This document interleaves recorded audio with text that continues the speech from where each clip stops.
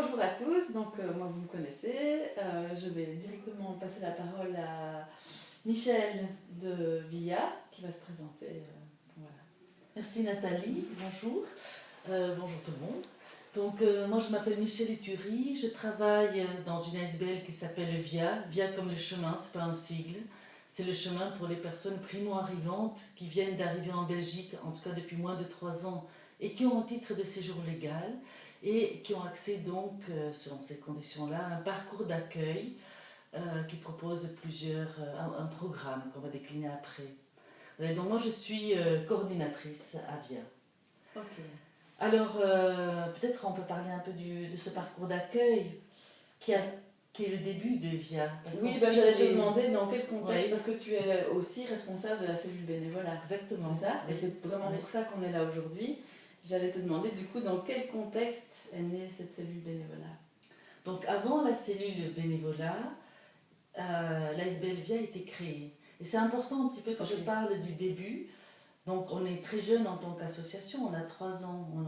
L'ASBL a ouvert ses portes au public en mars 2016 et on a répondu à un appel à projet de la COCOF suite à un décret en 2013 et sous l'impulsion de 2 communes, Schaerbeek et Molenbeek, avec à la fois l'impulsion politique mais aussi toute l'expertise des associations qui faisaient partie des programmes de cohésion sociale.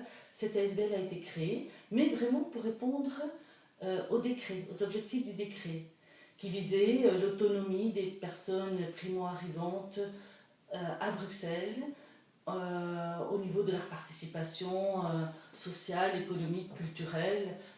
Ça faisait en fait leur intégration dans la société bruxelloise et belge. Donc, du coup, on a commencé par ce que nous demandait de faire le décret, c'est-à-dire la mise en place d'un parcours d'accueil. Et en grand résumé, il y a trois piliers importants dans ce parcours d'accueil qui sont l'accès à des cours de français jusqu'à un niveau intermédiaire, et on va voir pourquoi c'est important après. C'est aussi l'accès à un accompagnement social et à des formations à la citoyenneté. Donc voilà, ça c'est vraiment le cœur de notre travail au regard du décret dont on dépend. Et donc, VIA a commencé à mettre en place ce parcours d'accueil. Une chose importante, les personnes sont accueillies dans une langue comprise. Donc, on fait appel à des services d'interprétariat et nous-mêmes, on est souvent multilingues. Alors, on a commencé à mettre ce parcours d'accueil qui est assez homogène, hein, donc c'est les mêmes étapes pour tout le monde, avec un public, vous imaginez bien, très hétérogène. Donc on s'est assez vite rendu compte aussi qu'à côté de ce parcours d'accueil, qui était très bien décrit, très détaillé par le décret, il y avait aussi, ça s'incluait dans un parcours de vie qui était parfois très très différent pour des personnes primo-arrivantes et qui doivent parfois reconstruire entièrement leur vie. Parfois, ça vient par regroupement familial, elles ont un peu plus d'aide, mais enfin, il y a quand même un parcours de vie que nous, on ne connaît pas. Et donc une lecture aussi de la réalité, de ce moment de transition entre le pays d'où on vient et le pays où on s'installe. Et 3 ans, on peut parler d'une transition parce qu'il faut du temps pour s'installer dans un nouveau pays et pour en comprendre les codes. Donc très vite, on s'est rendu compte à VIA qu'on devait peut-être proposer autre chose, mais qu'on devait le proposer avec les personnes primo-arrivantes, pas pour.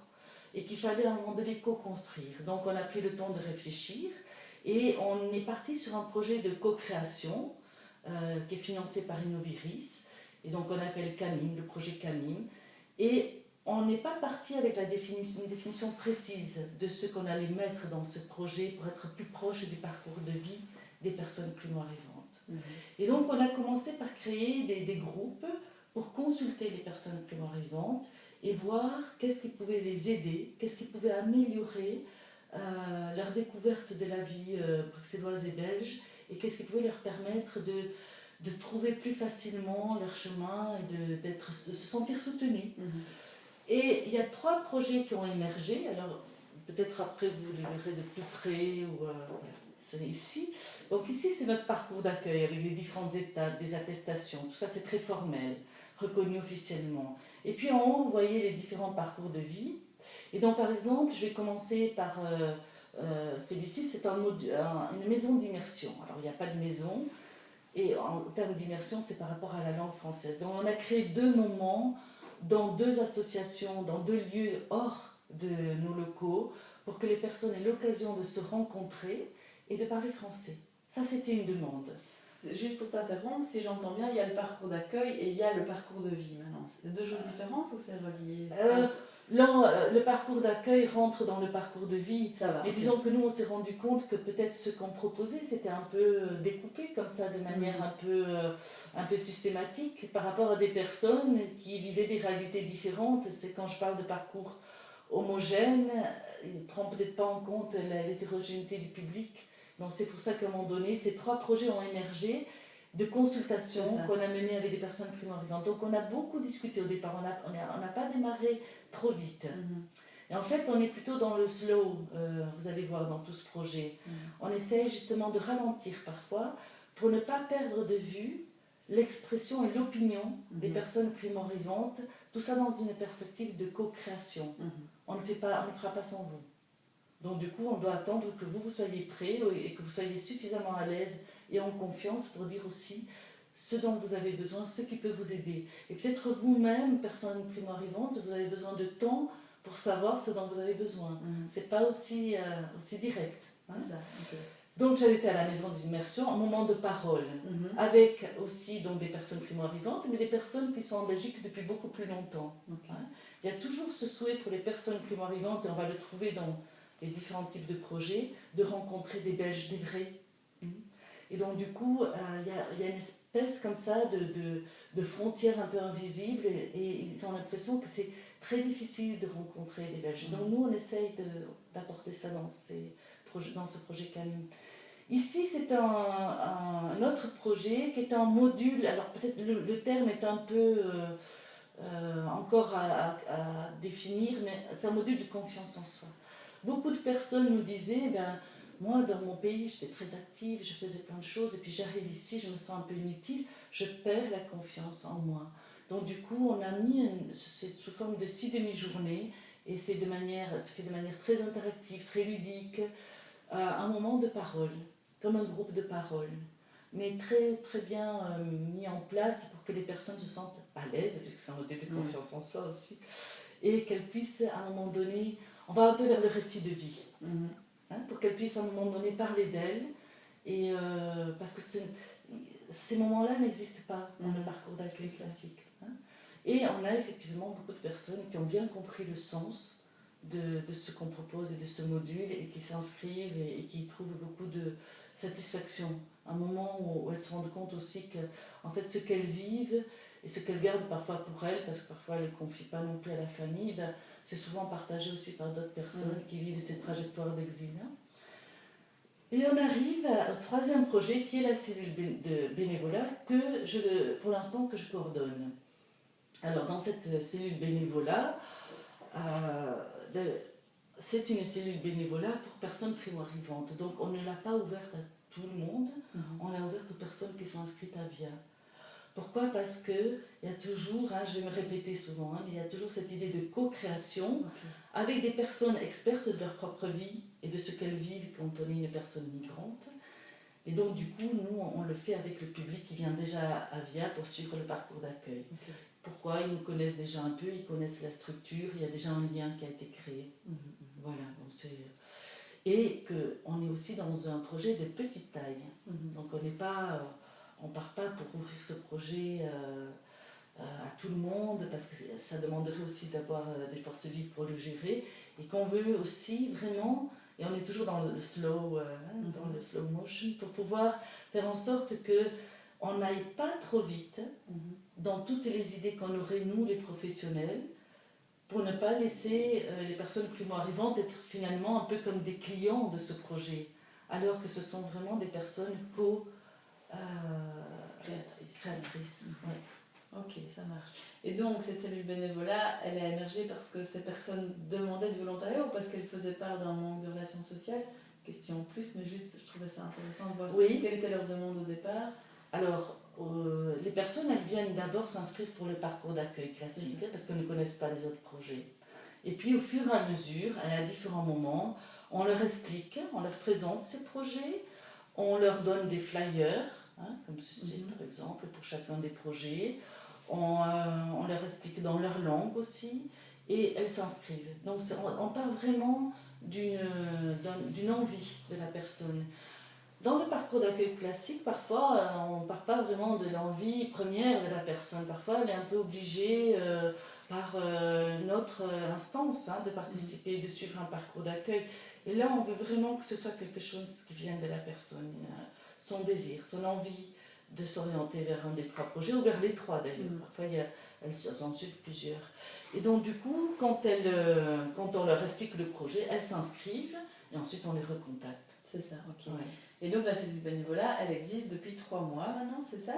Oui, elle a commencé, dans l'idée, elle a commencé avant, dans ces groupes de travail, mais de manière effective, elle a commencé, on va dire, à partir de décembre-janvier. Okay. Alors, en parallèle, qu'est-ce qui s'est passé concrètement? On a commencé à prospecter auprès d'associations pour voir à un moment donné quelles associations. Il y a beaucoup d'associations qui travaillent avec des bénévoles. Mais nous, on avait quand même envie que ce soit des bénévoles qui ne soient pas trop... des associations qui ne soient pas trop grandes pour privilégier la rencontre et l'échange. On a aussi essayé de retenir des associations qui étaient prêtes à accueillir des personnes qui ne parlent pas très bien français, puisque la plupart sont en train de l'apprendre. Et donc, on a aussi privilégié les associations qui nous ont dit non, la personne bénévole ne sera pas toute seule à trier tout un tas de vêtements, soit elle sera dans un groupe, soit elle sera en binôme avec quelqu'un, et dans cette association-là, il y aura aussi des moments un peu conviviaux pour que les personnes se rencontrent, parce que les principales motivations des personnes candidates bénévoles à VIA, c'est se sentir utile, rencontrer d'autres personnes, pouvoir parler français, comprendre aussi un petit peu comment ça marche le travail en Belgique, comment ça fonctionne. C'est aussi parfois valoriser sa situation personnelle, par exemple auprès d'une commune, pour prouver ses efforts d'intégration. Je reprends les termes qui sont parfois utilisés pour renouveler un titre de séjour ou pour demander la nationalité belge. Donc voilà, il y a plusieurs motivations. Les principales, c'est vraiment rencontrer d'autres personnes, parler français, se sentir utile. Donc ce sont des personnes assez dynamiques, qui sont assez débrouillardes déjà, qui ont une envie et qui ont vraiment une motivation personnelle. C'est ça, ok. Et alors concrètement, ils prennent rendez-vous à la cellule bénévolat et qu'est-ce qui se passe alors? Alors on organise un premier entretien. Parce que dans ces premiers entretiens, on crée le lien. Alors il y a déjà un lien qui est créé avec VIA. Mais là, maintenant, ça va être un lien qui va être créé avec la personne, donc moi pour l'instant, qui s'occupe de créer le lien avec les associations. Et c'est important aussi d'avoir un lien de confiance parce qu'à un moment donné, le bénévolat, ça peut se passer bien, ça peut se passer mal, ou moins bien, on va dire. Donc il faut pouvoir le dire. Il ne faut pas rester dans une situation où on avait un rêve et puis que ce rêve soit cassé, parfois même par des malentendus. Tout simplement, donc parfois c'est juste avoir un moment où on peut se dire quand ça va pas, je peux me tourner vers quelqu'un qui peut jouer un peu le rôle de médiatrice. Pour l'instant tout se passe très bien. Okay. Mais donc du coup, le premier entretien, on a une trame qu'on a construite et qui essaye un petit peu de balayer tous les critères importants pour pouvoir faire ensuite le matching avec une association. Donc on a à peu près 16 associations actives dans divers domaines. Ça va du développement durable à l'aide aux personnes, à l'animation, aux événements culturels. Donc il y a un panel assez large. Et donc du coup on va questionner les personnes sur d'abord ce que c'est le bénévolat, qu'est-ce que ça recouvre comme concept, parce que c'est peut-être pas... la traduction n'existe peut-être pas exactement dans leur langue, ou peut-être qu'elles ont fait du bénévolat mais que ça avait une autre connotation. Donc du coup on va un petit peu sur... On a déjà eu avec les groupes qu'on consultait, on avait travaillé un peu cette notion de bénévolat pour savoir si on mettait les mêmes choses. Donc on mettait plus ou moins les mêmes choses, mais donc on vérifie de nouveau individuellement. Et donc c'est un tête-à-tête, donc il y a la personne candidate bénévole qui a pris contact, on est comme ici, dans une salle, et puis on regarde alors à un moment donné ce que la personne comprend du bénévolat, si elle a déjà fait du bénévolat dans son pays, qu'est-ce qu'elle faisait, et puis ensuite on va on va, sous forme de conversation, ça va pas être un questionnaire comme ça, c'est vraiment une conversation, mais qui va brosser un peu tous les aspects sur lesquels après on va avoir des notes, pour pouvoir savoir quels sont ses intérêts, ce qu'elle veut faire, mais aussi ce qu'elle ne veut pas faire. Avec quel public elle veut travailler, mais aussi avec quel public elle ne veut pas travailler. Donc par exemple, il y a des personnes qui me disent moi je veux pas travailler avec les animaux. Hein, et puis d'autres qui disent moi je veux travailler avec des animaux. Et puis des personnes qui vont dire ah, mais moi je veux pas travailler avec les personnes âgées, je me sens pas à l'aise. Voilà, donc on peut tout dire. Et donc le fait d'ouvrir aussi la possibilité de dire mais moi je ne veux pas travailler avec les bébés ou avec les... Voilà, parce que c'est pas, j'ai pas d'affinité. Alors on permet aussi, en menant l'entretien, de dire à la personne que, ok, elle n'est pas prête à tout accepter. D'ailleurs, c'est quelque chose qu'on ne valorise pas tellement quand la personne dit ah mais moi je veux tout faire. On dit mais ça ne va pas nous aider pour trouver une association. Donc on préférerait vraiment parler de ce que vous aimez faire, de ce que peut-être vous auriez aimé faire, vous n'avez pas eu l'occasion, d'un rêve que vous avez par rapport à une activité où vous avez du temps à donner. C'est aussi du temps que vous donnez, donc autant le faire aussi pour vous faire plaisir. Hein, donc c'est, voilà, on a un petit peu ce type d'entretien. Alors après, on voit aussi concrètement les disponibilités. Donc c'est pas parce qu'on n'est pas primo-arrivant qu'on n'est pas occupé. Hein, quand on arrive en Belgique, on a beaucoup de choses à faire. On apprend le français, on a beaucoup de démarches administratives. En fait, les personnes ont un agenda souvent incroyable. Donc c'est important quand même d'expliquer que autant c'est du bénévolat, et donc on donne de son temps, mais qu'il y a aussi quand même une notion d'engagement. Et qu'une fois qu'on a dit oui, il y a une association, l'association, elle compte aussi sur vous.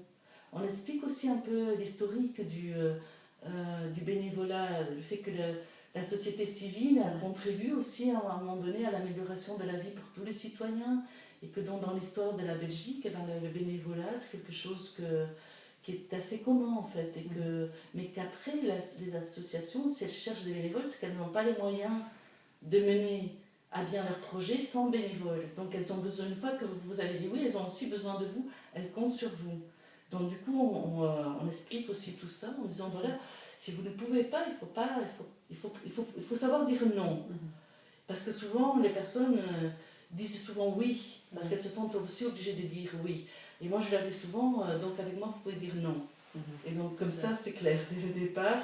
Et il vaut mieux me dire non qu'un oui qui n'est pas un vrai oui, parce que sinon, ça va nous mettre dans la confusion. Et donc, du coup, on explique un petit peu tout ça. Et puis après, on voit, alors, selon les disponibilités et l'intérêt, moi, je dis aux personnes, écoutez, je vois parfois déjà exactement parce que j'ai rencontré des associations, qu'une association pourrait bien convenir, et je raconte un peu ce que fait cette association, sur le mode du récit. Et en parlant aussi des valeurs de l'association, de son public cible, de ses activités, et en disant, voilà, il recherche des bénévolats pour telle tâche, pour telles activités. Donc là aussi, on questionne les gens sur des tâches qu'ils ne voudraient pas faire. Il y a plein de gens qui disent, ah moi je ne veux surtout pas faire de nettoyage. Et, voilà, par exemple, ou pas de tâches administratives. Donc du coup, moi j'avance un petit peu avec des propositions, et puis je vois à un moment donné si la personne accroche ou pas. Si je n'ai pas d'association, moi je continue à prospecter. C'est ça, ok. Hein, en fonction des besoins de la personne. En fonction des besoins des personnes. Par exemple, je n'avais pas prospecté auprès d'associations qui s'occupent d'animaux. Et il y a une personne qui vient de l'Inde et qui m'a dit, mais moi en Inde, je recueillais des chiens qui traînent dans la rue, qui errent, et je les soignais. Et j'aimerais bien continuer à faire ça ici. Et donc du coup, je téléphone auprès de refuges pour savoir si je cherche des bénévoles. Donc du coup, la demande alimente aussi la prospection, et élargit aussi la prospection. Dis Michel, on est déjà à 18 minutes.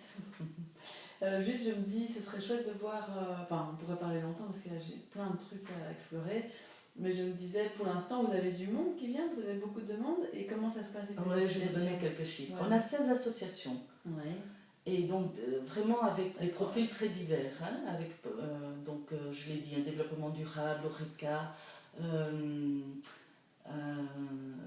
tout ce qui est logistique, tri de vêtements, tri de jouets, des projets de solidarité.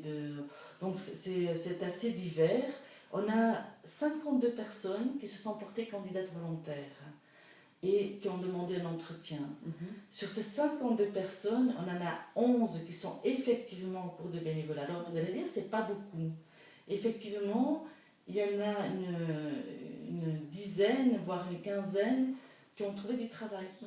Et donc ça correspond aussi au profil de personnes qui sont prêtes à faire du bénévolat, mais qui aussi cherchent en parallèle et qui sont assez débrouillardes et qui trouvent soit du travail, soit une formation qualifiante, et donc du coup qui ne sont plus disponibles.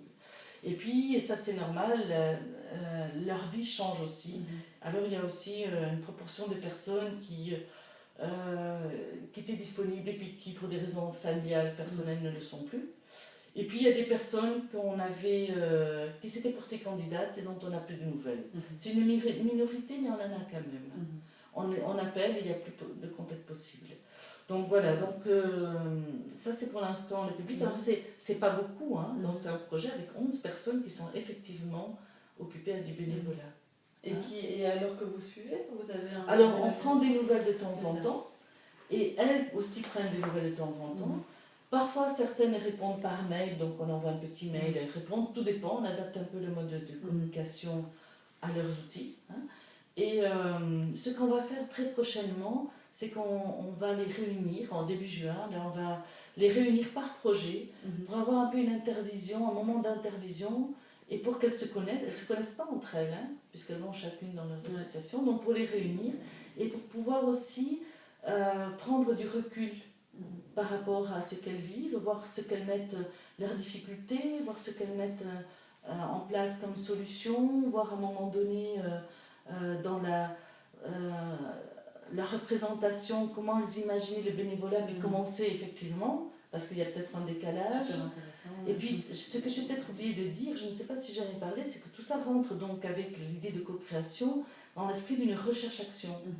Donc, dans cette réunion et dans les moments aussi d'intervision entre nous, il y a une personne qui fait une recherche-action et qui essaye de documenter et d'observer avec la plus grande précision possible, avec le plus de détails possible, l'évolution de ce projet, et en tenant toujours compte de cet aspect de co-création et en étant très très sensible au fait de ne pas laisser les personnes, qu'on ne fasse pas pour les personnes mais avec les personnes concernées. Donc du coup, dans ces moments d'intervision, la personne qui est en charge de la recherche-action est présente aussi. Elle est présente à plein de moments. Hein. Elle anime aussi des modules de confiance en soi, elle est vraiment en contact avec le public, elle va à la maison d'immersion. Et au niveau du bénévolat, elle assiste avec moi à des réunions pour débriefer un petit peu. Et là, dans ces moments d'intervision, elle sera présente aussi, elle aura même un rôle d'animation, pour pouvoir à un moment donné toujours essayer de prendre un peu de hauteur pour analyser ensemble, voir ce qui se passe. Parce que souvent, elles me disent que tout va bien. Alors j'imagine que tout va bien, je suis d'accord, mais pas tout le temps, c'est pas possible ça. Donc du coup, c'est un peu pour aussi en groupe pouvoir aborder peut-être des moments qui ont peut-être été plus difficiles. Parfois, les personnes sont stressées hein, quand elles... Je les accompagne. Mon rôle, c'est de les accompagner au premier rendez-vous. Donc, je fais vraiment un relais avec elles. Donc, je ne leur donne pas l'adresse en disant « vas-y toute seule », je les accompagne la première fois. Et comme ça, bon, il y a aussi un moment où on peut poser toutes les questions. Et si elle n'ose pas poser une question, c'est moi qui la pose. Enfin, et on y va souvent ensemble à pied, on prend un transport en commun et c'est un moment aussi un peu presque de coaching hein, où on prépare un peu cet entretien ensemble, bon, sur un mode léger, mais quand même, parce que certaines personnes, je vois bien qu'elles sont un peu stressées, comme si elles allaient vivre un entretien d'embauche. Hein, donc du coup, il y a ce moment qui est quand même un peu tendu et alors on marche, ça fait du bien et on arrive à l'entretien et souvent ça se passe très très très bien. Ok, donc ça c'est pour le premier entretien, c'est pas déjà le premier jour de volontariat, c'est non, ça le premier entretien et puis si ça marche, si ça match. Si tout le monde dit oui, on dit on continue. Hein, et moi je pose toujours la question, donc je dis on continue, on arrête là, je cherche autre chose, ça je l'ai dit en dehors de la présence de la personne qui nous accueille dans l'association, mais et je dis, c'est maintenant qu'il faut le dire, hein, parce que soit on confirme, soit on dit, ben non, on n'est pas encore prêt, et alors moi je peux chercher aussi autre chose. C'est ça. Ok, super, merci beaucoup. Il y a encore 10 000 trucs à dire, mais ça nous donne déjà un bel aperçu, et puis je pense qu'on va continuer un peu à discuter D'accord. On Alors, juste pour clôturer, ouais, vous avez bien compris que c'est un projet qui est tout nouveau, c'est un bébé. Et donc, du coup, après, on l'observe grandir. On essaie de faire en sorte qu'il grandisse bien. Et ensuite, on devra effectivement se poser la question de sa pérennisation. Mais pour l'instant, on ne sait pas. On ne peut pas aller trop vite. Oui, c'est ça. Vous êtes plutôt dans le pilote, dans l'expérimentation, et puis vous verrez. Tout à fait. Ouais. Et l'expérimentation continue jusqu'à fin 2019 Pendant 3 ans. 3 ans, encore en 2020. Oui. Ah, bah super. Voilà. Okay. Merci beaucoup. Oui, merci. Bonne continuation. Merci. Bonne réunion.